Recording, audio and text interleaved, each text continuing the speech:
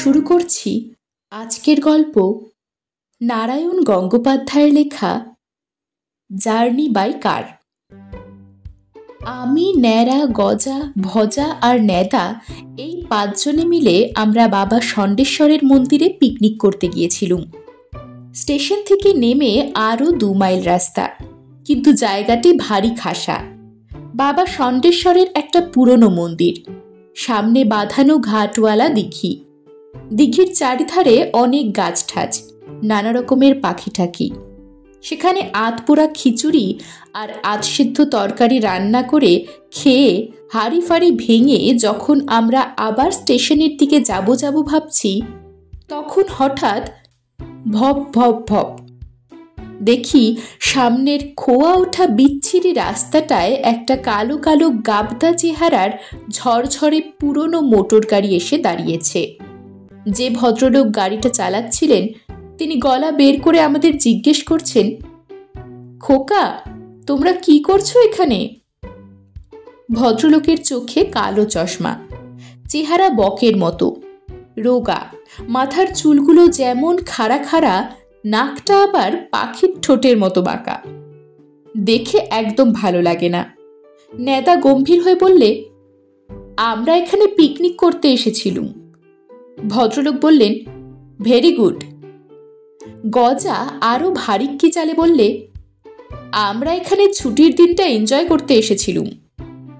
ভদ্রলোক এবারে বললেন, ভেরি ভেরি গুড। তা তোমরা কোথায় থাকো? আমরা বললুম, চাইবাসা। ভদ্রলোক ভারী খুশি হয়ে বললেন, আরে আমিও তো চাইবাসাতেই থাকি। ন্যাড়া বললে, তা যান, মোটরে চেপে গড়গড়িয়েই চলে যান, চাইবাসা যেতে কারো কোনো বারণ নেই। আহা, আমি তো যাবই। 3টে পোকা ধরা দাঁত বের করে ভদ্রলোক হাসলেন। কিন্তু তোমরা যাবে না? যাব বই কি, সন্ধে 6টার ট্রেন ধরবো আমরা। তার মানে এখন 2 মাইল রাস্তা ঠ্যাঙাবে, তারপর আরও 1 ঘন্টা বসে থেকে রেলে চাপবে। আর রেলে যা ভিড়, হয়তো 3 জন উঠবে, 2 জন উঠতেই পারবে না। তাছাড়া গাড়ির কামরাও কি কম বিপজ্জনক?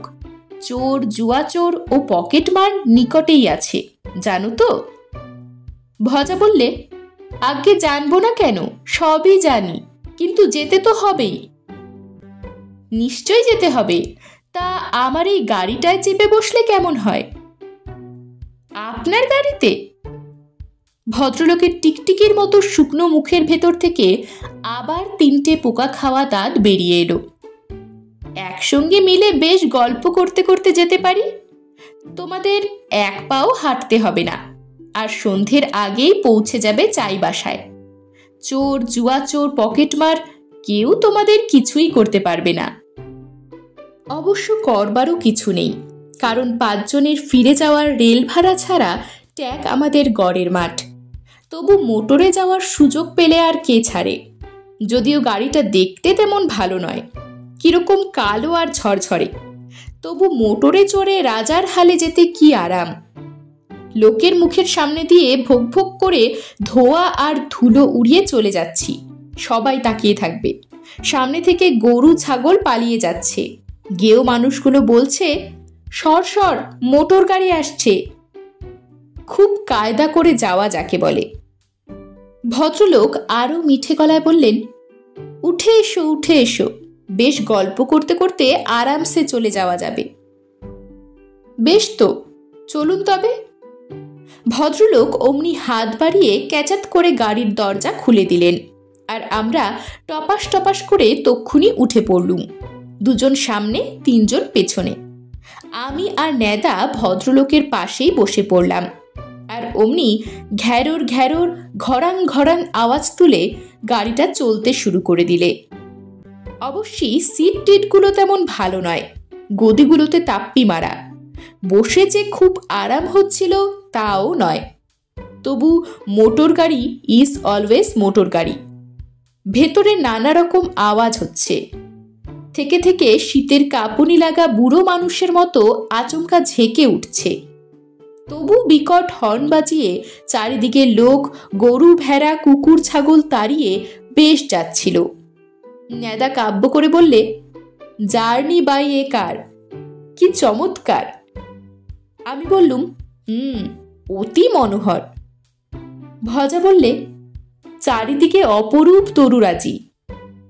গজা বললে, কি মনোরম বিহঙ্গ সমূহ। মনোরম বিহঙ্গ তেমন দেখা যাচ্ছিল না। এদিক ওদিক দুটো একটা চড়ুই শালিক ফুরুত ফুরুত করে উড়ে বেড়াচ্ছিল। কিন্তু মোটর গাড়িতে চাপলে এসব ভালো ভালো কথা বলতে হয়, নইলে প্রেস্টিজ থাকে না। ন্যাড়া তো দস্তুর মতো ভাবে মাতোয়ারা হয়ে বিচ্ছিরি বেসুরো গলায় গানই ধরে দিলে, অরুণপ্রাতের তরুণ দল চল রে চল রে চল। সেই টিকটিকির মতো মুখওয়ালা কালো চশমা পরা ভদ্রলোক সেই যে আমাদের গাড়িতে উঠিয়ে নিয়ে কথা বন্ধ করলেন, আর তার সারা শব্দ নেই। খালি ঝকর ঝকর করে গাড়ি চালাচ্ছেন আর ভ্যাপাক ভ্যাপাক করে হর্ন দিচ্ছেন। মাইল 5 বোধহয় এরকম কাটল।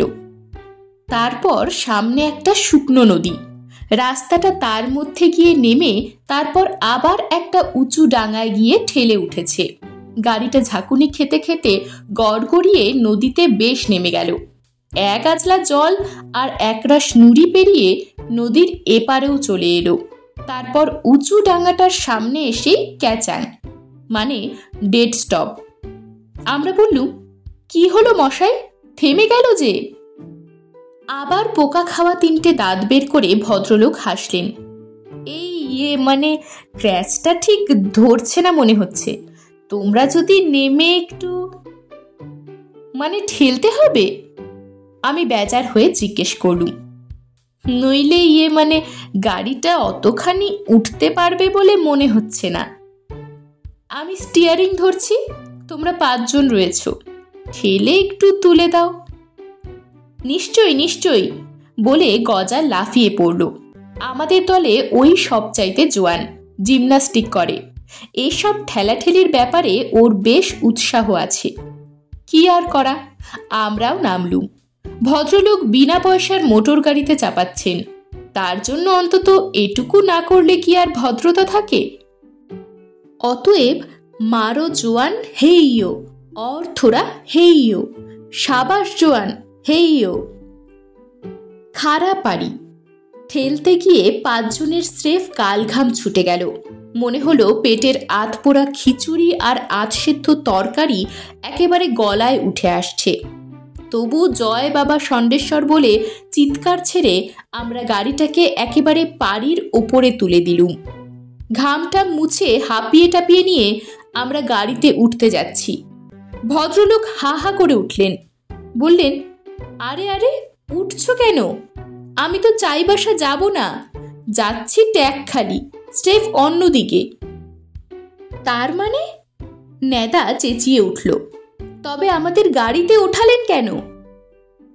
নইলে পাড়ির ওপর ঠেলে তুলতো কে? বলেই খ্যাক খ্যাক করে 3টে পোকা ধরা দাঁতে হেসে ভদ্রলোক বললেন, গাড়ি ঠেলবার জন্যে কি আর তোমরা আমার সঙ্গে আসতে? এখন বাঁদিকে মাইল 3 হাঁটলে একটা স্টেশন পাবে। আর যদি অরুণপ্রাতের তরুণদল গাইতে গাইতে জোর পায়ে হেঁটে যাও, তাহলে ঘন্টা 3 ভেতরে চাইবাসায় পৌঁছে যাবে। টাটা। গজা গর্জন করে বললে, জোচ্চোর, আমাদের চাইবাসায় পৌঁছে না দিয়ে, বলেই লাফিয়ে উঠতে গেল গাড়িতে। কিন্তু তার আগেই গজার মুখে একরাশ দুর্গন্ধ ধোয়া আর 1 খাবলা ধুলো ছড়িয়ে ঝকর ঝকর ঝকাং ঝকাং করতে করতে সেই ঝরঝরে গাবদা গাড়িটা 30 মাইল স্পিডে জঙ্গলের রাস্তায় হাওয়া হয়ে গেল।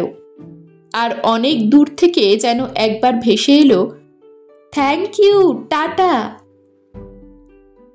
এরকমই আরও সব গল্প পেতে চ্যানেলটিকে সাবস্ক্রাইব করে দেবেন। আর গল্পটি যদি ভালো লেগে থাকে তাহলে লাইক, শেয়ার আর কমেন্ট করে দেবেন।